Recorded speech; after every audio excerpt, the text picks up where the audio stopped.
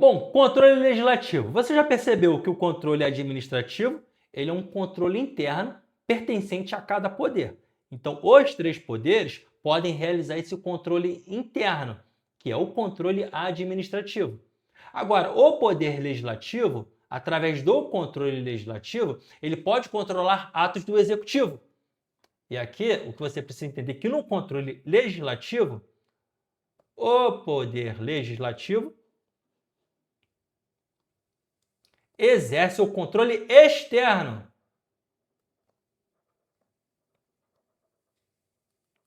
dos atos do poder executivo. E isso aqui não é de qualquer forma. A CF, Constituição Federal, traz os limites. Beleza? Existem duas formas do poder legislativo exercer esse controle sobre o poder executivo. E aí falamos ou de controle direto ou de controle com auxílio do Tribunal de Contas. O que é o controle direto? O controle direto ele vai ser exercido diretamente pelo poder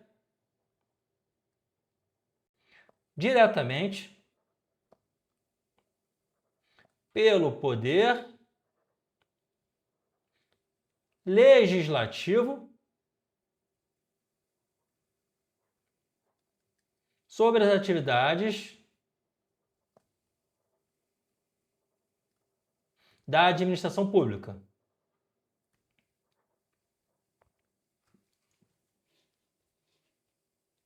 Então aqui é o próprio poder legislativo. Câmara dos Deputados, Senado Federal, isso é a nível federal, ou Congresso Nacional, quando fizer necessária a manifestação das duas casas, as Assembleias Legislativas no âmbito do Estado e as Câmaras dos Vereadores no âmbito municipal. Então, essas estruturas, esses órgãos, podem exercer, como um poder legislativo, controle de atos do Poder Executivo, tá bom? Exemplos a Constituição traz, anota aí, por favor. Eu vou colocando os artigos mencionando e você depois com calma lê cada artigo. Você vai gravar primeiro, artigo 49, inciso 5º. Artigo 49, inciso 5º da Constituição. Aqui, o Congresso Nacional pode sustar, retirar a validade de atos normativos. Lembra dos atos normativos? Que são produzidos pelo Poder Executivo buscando dar cumprimento à lei? Então, o Congresso Nacional pode sustar atos normativos do Poder Executivo quando esses atos extrapolarem o poder regulamentar. Já vou traduzir.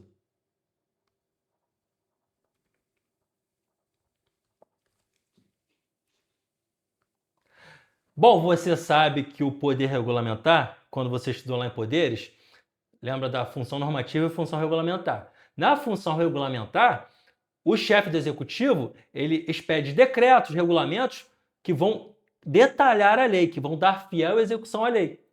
Quando essa manifestação do chefe do executivo, ela contraria a lei, o poder legislativo, através desse dispositivo aqui, do artigo 49, inciso 5, ele pode sustar esses atos normativos que foram produzidos pelo chefe do executivo.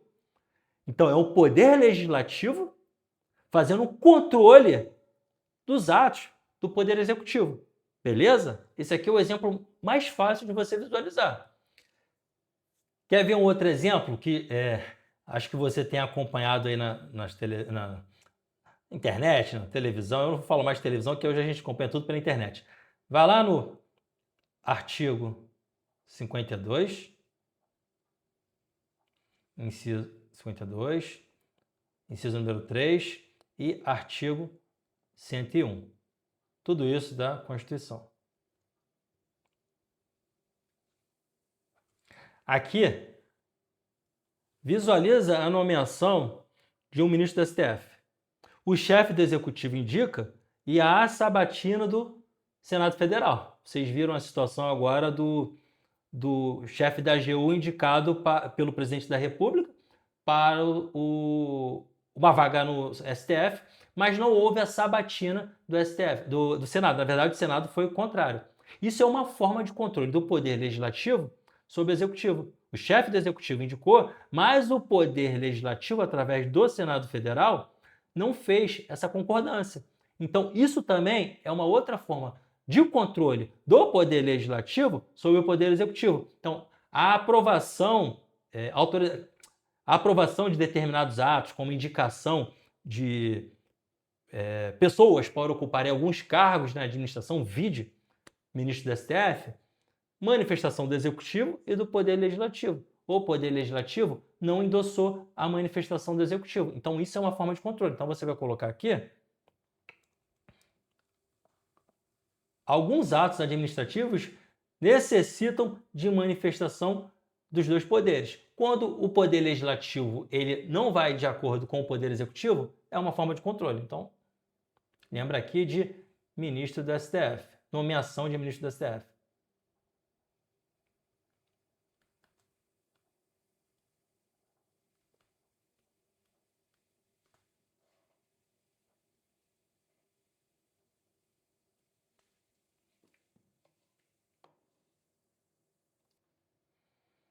Bom, você viu que o controle pode ser exercido diretamente pelo Poder Legislativo, através da sua estrutura, falamos nos seus órgãos, Câmara, Senado, Assembleia Legislativas e Câmara dos Vereadores. Só que há uma outra forma desse poder ser exercido com o auxílio de uma outra instituição. E aí vamos falar que é o controle com auxílio do Tribunal de Contas. Aqui, anota aí, o Poder Legislativo vai exercer controle? Sim, exerce controle sobre a administração pública. E aqui, quando fala administração pública nesse cenário, Poder Executivo, tá, gente? Com auxílio do Tribunal de Contas.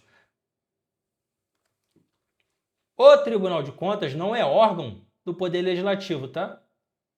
Vou falar isso mais para frente, mas já deixa na tua cabeça porque o Tribunal de Contas não é órgão, não é pertinente à estrutura do Poder Legislativo. Então, por isso eu friso aqui que é o auxílio do Tribunal de Contas. E qual é esse papel do Tribunal de Contas? O Tribunal de Contas ele vem para prestar um apoio, um auxílio de natureza, anota aí, financeira, contábil, orçamentária, operacional e patrimonial. Então, o Tribunal de Contas ele vem apoiar o Poder Legislativo nessa forma mais técnica, nessa forma que envolve exatamente esses aspectos financeiros, contábeis, orçamentários. Então, é a parte técnica desse apoio ao Poder Legislativo. E aí você precisa ter aqui já um ponto que todo concurso que tenha controle costuma cobrar. Olha aqui. Existem tribunais que vão atuar em cada ente federativo. Presta atenção aqui. No âmbito federal,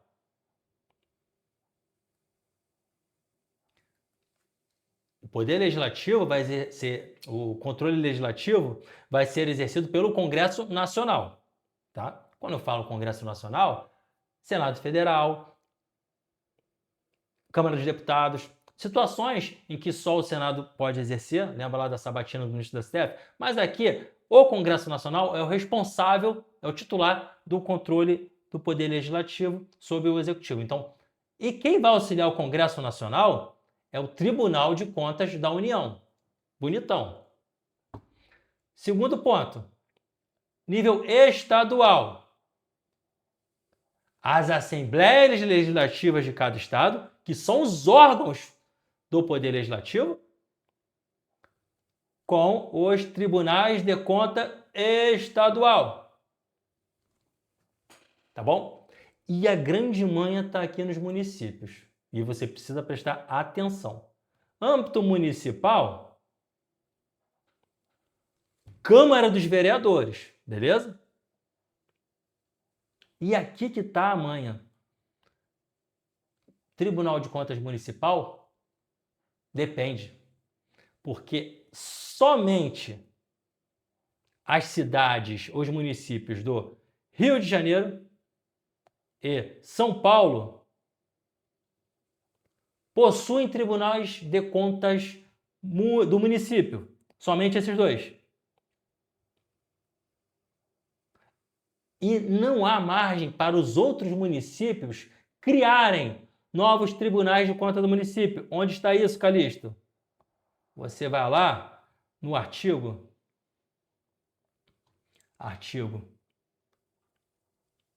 31, parágrafo 4º da Constituição. Ué, Calixto, então algum tribunal de contas pode apoiar esses municípios? Sim, os tribunais. Deixa eu botar em outra cor aqui.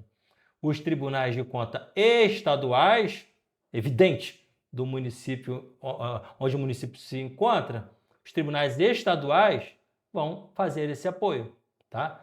Mas lembra que Rio de Janeiro e São Paulo possuem tribunais de conta do município. E outros municípios não podem criar tribunais de conta municipais. Nesse caso, as câmaras dos vereadores, elas receberão auxílio dos tribunais de conta do Estado. Beleza? Grava isso porque isso aqui, olha, isso aqui é o que cai toda hora. Tá bom, Calixto, você falou que o Tribunal de Contas ele auxilia o Poder Legislativo. Mas qual é esse tipo de auxílio? Eu já vi que ele faz atuações no aspecto contábil, financeiro, orçamentário. O que você precisa entender aqui em aspectos de atuação do Tribunal de Contas quando apoiando o Poder Legislativo no exercício do controle externo do Poder Executivo? Olha, tem uma manha aqui e eu já vou te adiantar. Contas do chefe do Poder Executivo. O Tribunal de Contas, ele faz um parecer, então, as contas do chefe do Executivo, do Presidente da República, se forem encaminhadas ao Tribunal de Contas da União, o Tribunal de Contas da União ele faz um parecer, ele vai fazer uma análise, vai fazer um parecer e vai submeter essa conta ao Poder Legislativo. E aí sim, o Poder Legislativo vai julgar as contas. O Tribunal de Contas da União não julga as contas do chefe do Poder Executivo. Quem julga é o Poder Legislativo. Coloca isso na cabeça. Então você vai colocar aqui, Tribunal de Contas, ele não julga contas do chefe do Executivo. Quem vai julgar é o Poder Legislativo.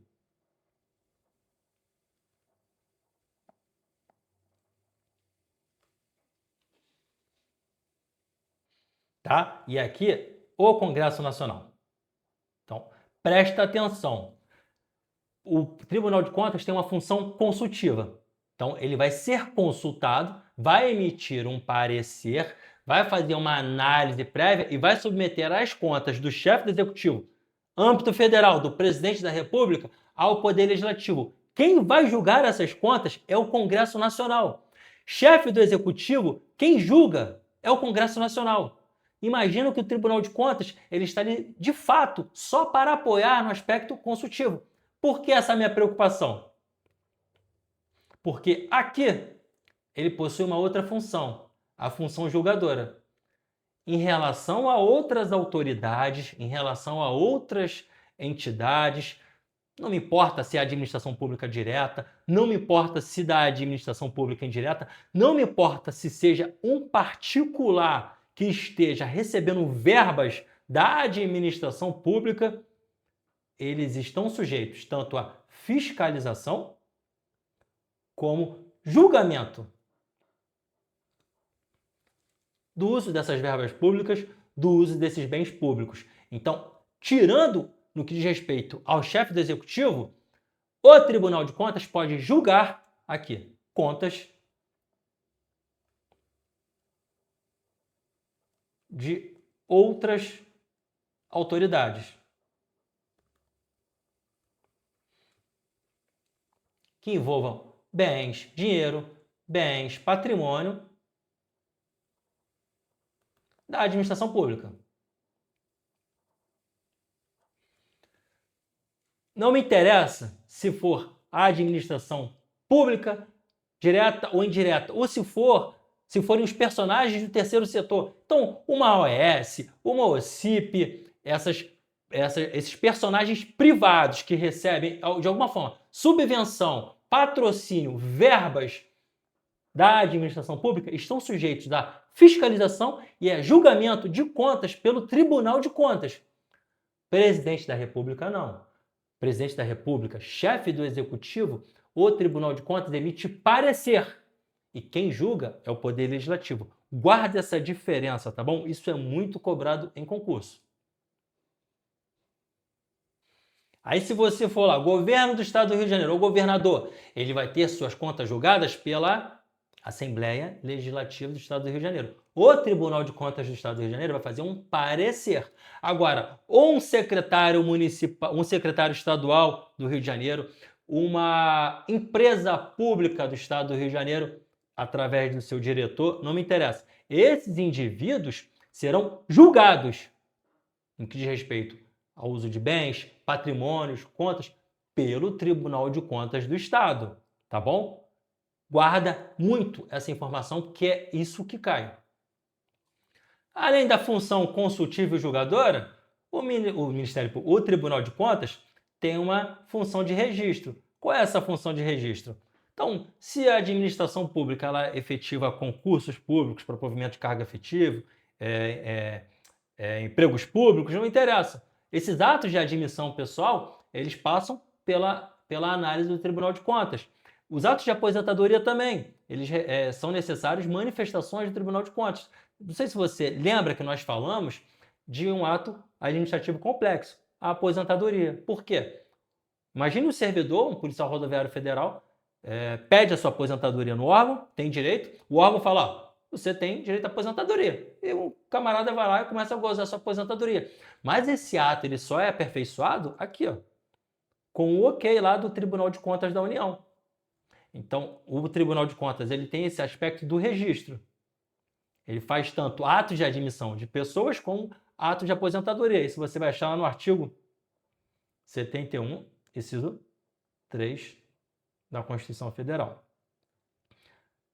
O Tribunal de Contas também tem funções corretivas e de sanção. Então, ele pode determinar a correção de ilegalidades, pode determinar a correção de irregularidades, atos que não foram produzidos de acordo com a legislação, ele pode orientar, ele pode determinar correções. Então, ele vai chegar, olha, o gestor público, aqui nós verificamos que houve um equívoco. Então, ele tem esse caráter aqui, ó, corretivo. E aí é evidente, né?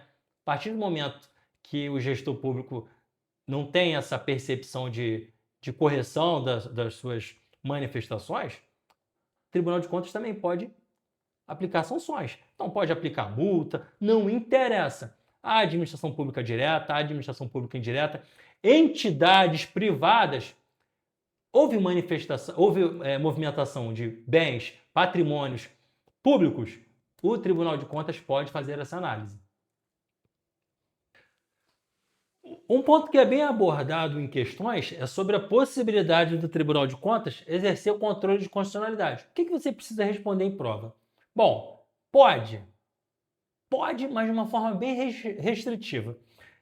Existe a súmula 347 do STF, e essa súmula ela permite que o Tribunal de Contas faça o controle de constitucionalidade. Porém, o STF ele fez uma leitura bem restritiva dessa súmula, e hoje, qual é o papel do Tribunal de Contas no que diz respeito ao controle de constitucionalidade? Primeiro aspecto, o Tribunal de Contas ele só vai se manifestar quando for para afastar uma lei ou um ato normativo no que diz respeito a um caso específico do qual ele esteja atuando. Então, tem que ser um controle de constitucionalidade concreto em casos de atuação do Tribunal de Contas. Então, ele vai afastar a aplicação da lei ou do ato normativo desse caso que ele esteja atuando. E outro ponto, que essa decisão de afastamento, ela só vai vincular as partes. Ela não tem efeito erga omnes. Então, ela só vincula as partes do processo. E o STF também colocou outros 2 pontos. Então, você vai colocar aqui mais inconstitucionalidade manifesta ou quando existir jurisprudência do STF nesse sentido.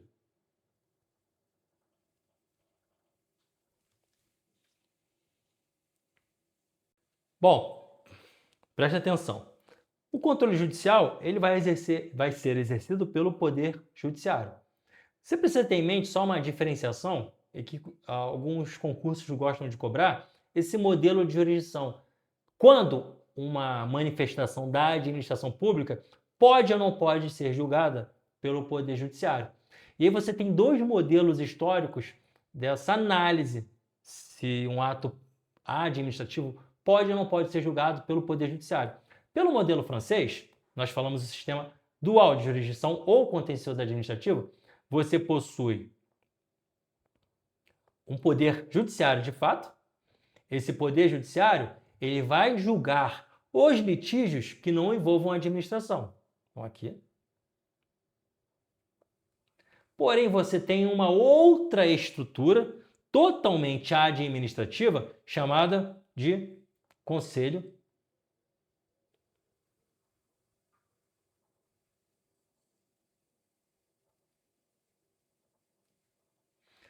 de Estado. O Conselho de Estado é a figura maior dessa estrutura administrativa que vai realizar a jurisdição administrativa. E essa jurisdição administrativa é exatamente voltada para julgar de forma definitiva todos os conflitos que envolverem a administração. Por isso, sistema dual de jurisdição. Você tem 2 formas de jurisdição. Uma que vai julgar os litígios comuns, então os litígios da esfera do direito civil, os litígios do direito penal, os litígios do direito empresarial, isso lá na França, tá? Esses litígios que não envolverem a administração serão julgados pela justiça aqui, ó, uma justiça comum. Os litígios que envolverem a administração, então imagine uma autarquia francesa, uma empresa pública francesa, a conduta de um agente público francês, os litígios que envolverem a administração pública serão julgados por uma jurisdição administrativa à parte, que tem na sua figura maior o chamado Conselho de Estado. As decisões que acontecerem aqui, elas têm uma força de coisa julgada, são imutáveis. Então, o que for decidido aqui nesse julgamento administrativo, essa decisão ela não está sujeita ao judiciário comum. Então, o que foi decidido aqui, na esfera administrativa, por esse contencioso administrativo, essa modalidade dual do contencioso administrativo, o que foi decidido não vai para o judiciário. Então lá na França o indivíduo ficou muito irritado com a decisão do final do Conselho de Estado sobre uma viatura policial que bateu no veículo dele. Ele pode questionar lá no Poder Judiciário comum da França? Não. Vai ficar ali. Ele vai ter que se contentar com a decisão que esse tribunal administrativo, essa jurisdição administrativa, emitiu. Tá? Essa estrutura aqui, ela pertence ao Poder Executivo francês. Então, o próprio Poder Executivo vai dar a palavra final sobre as decisões que envolverem a administração pública. Tá bom. Já o Brasil, ele adota o chamado sistema de jurisdição UNA, que é um modelo inglês. E anota aí, qual é a diferença? No Brasil, primeiro ponto, você possui o artigo 5º, inciso 35 da Constituição Federal de 88, que ele diz o quê? Que a lei, olha aqui, a lei não vai excluir de apreciação do judiciário ato lesivo ou ameaça de lesão a um direito. Então, qualquer ameaça de lesão a um direito, ou de fato qualquer lesão a um direito, vai ser submetido para análise do Poder Judiciário.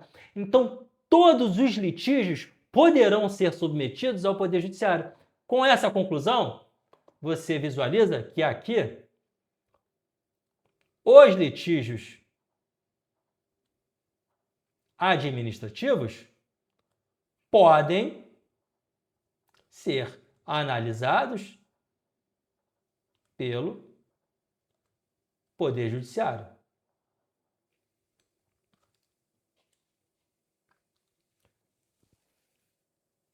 Imagine, por exemplo, um servidor que passe por um processo administrativo disciplinar. Preste atenção, isso aqui não impede que exista análises da própria administração sobre suas condutas, tá? Então, a administração pública ela vai instalar um processo disciplinar para verificar a conduta de um servidor. E vai chegar a uma conclusão. Inclusive, uma conclusão, uma decisão que para a própria administração pública ela não vai mais ficar mexendo. Então, vai ter uma conclusão desse processo administrativo. A administração vai chegar a uma conclusão, vai decidir seus litígios. Só que esses litígios podem ser submetidos ao Poder Judiciário. Então, o servidor que foi julgado por um aspecto disciplinar, ele vai poder questionar aqui no Poder Judiciário essa decisão administrativa. Então, o Judiciário Comum, a jurisdição comum, é ela aqui que vai dar a palavra final. É ela que vai dizer se foi ou não foi correta a decisão da administração pública. Aqui no modelo francês, não. Aqui no modelo francês, a palavra final é da própria administração pública, tá bom? Porque as decisões do Conselho de Estado, as decisões dessa jurisdição administrativa, dão uma palavra final sobre os litígios que envolverem a administração pública. Aqui não. Qualquer forma de lesão pode ser submetida ao Poder Judiciário. Sistema de jurisdição una. Você tem uma única estrutura de Poder Judiciário que vai analisar qualquer ameaça de lesão ao direito ou uma lesão de fato, tá bom? Características desse controle judicial. Então, a primeira nós já falamos. Anota aí. Existe coisa julgada administrativa? O que eu falei? As decisões administrativas, elas não farão coisa julgada material. Então, esse mérito aí, ele vai poder ser remexido pelo Poder Judiciário. Então, sim, existe coisa julgada material? Não, porque o Judiciário pode analisar decisões administrativas. Você lembra aqui? Só em razão ao mérito administrativo, né? Você se recorda bem que o Poder Judiciário, ele pode, vou até chamar a tela aqui, o Poder Judiciário, ele pode analisar o mérito desde que ele não substitua o mérito. Quando ele faz a análise do mérito, ele vai verificar, na verdade, se essa valoração que a administração pública deu ela foi razoável, se essa valoração que a administração pública deu foi proporcional, ou se essa valoração que a administração pública deu, se ela não ofende a legalidade. Mas o Poder Judiciário ele não pode substituir os critérios adotados pelo gestor público, pelo administrador público, para fomentar, para subsidiar aquela decisão. Então, você fica atento aqui em relação ao mérito. O mérito, o Poder Judiciário, ele não pode substituir o mérito. Mas apenas aspectos legalidade,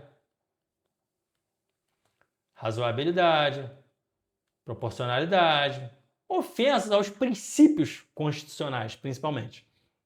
Tá bom? Guarda essa primeira informação. O Poder Judiciário ele pode exercer controle somente posterior ou prévio. Então, cabe prévio, tá? Calixto, como é que o Poder Judiciário vai se manifestar antes da administração produzir um ato? Você vai lembrar do chamado mandado de segurança preventivo. Aqui, por que prévio? Lembra que eu falei lá do artigo 5º? Qualquer lesão de direito ou qualquer ameaça de lesão a um direito. Então, se há a possibilidade de ameaça, se a administração pública, quando ela vai produzir um ato, antes que esse ato seja produzido, há uma visualização de que possa gerar uma ameaça a um direito, cabe esse controle prévio, mandado de segurança preventivo. Tá? Isso aqui você vai estudar em constitucional. Remédios constitucionais, mas já te adianto que é uma ferramenta, é um tipo de ação, remédio constitucional, voltado para manifestações da administração pública que venham a ferir direito líquido e certo. Venham a ferir, por exemplo, que está determinado na lei. Existe um direito determinado na lei e a administração pública simplesmente ignora esse direito. Esse tipo de atitude ela é atacada por um mandado de segurança. Preventivo, quando ainda não houve a atitude. Repressivo, quando já houve a atitude que gere lesão. Prazo prescricional, anota aí. Calixto, o que é o prazo prescricional? Aqui, a administração pública, aqui existe o prazo de 5 anos para ajuizar ação contra a administração pública. Então, se alguém quiser pleitear algo em relação à administração pública por alguma atitude sua ilegal, prazo de 5 anos. Nós estudamos na última aula que esse prazo de 5 anos é a contar da data que o indivíduo tem conhecimento da lesividade e não de quando essa lesividade foi praticada. Isso aqui é importante. Provocação. O Poder Judiciário ele tem um princípio da inércia. Tá? Então, a regra geral, existem exceções que não fazem parte do seu estudo. A regra geral é que o Poder Judiciário ele só vai analisar as manifestações da administração pública se ele for provocado. Então, a regra geral é a provocação. Tá? A autotutela ela é uma ferramenta da própria administração. O Poder Judiciário ele só vai exercer o controle sobre a administração quando provocado for. Então, a regra geral é a provocação porque há a inércia do Poder Judiciário.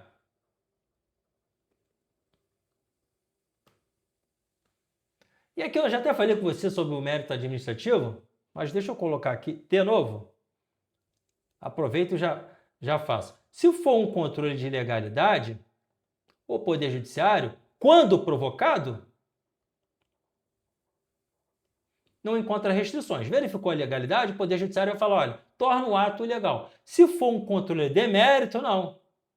O Poder Judiciário, ele não substitui o mérito. Tá? O Poder Judiciário, quando ele for emitir uma decisão, ter sido submetida a ele não vai poder fazer análise de conveniência ou oportunidade. Aqui ele vai analisar apenas aspectos de legalidade e princípios. Tá ok?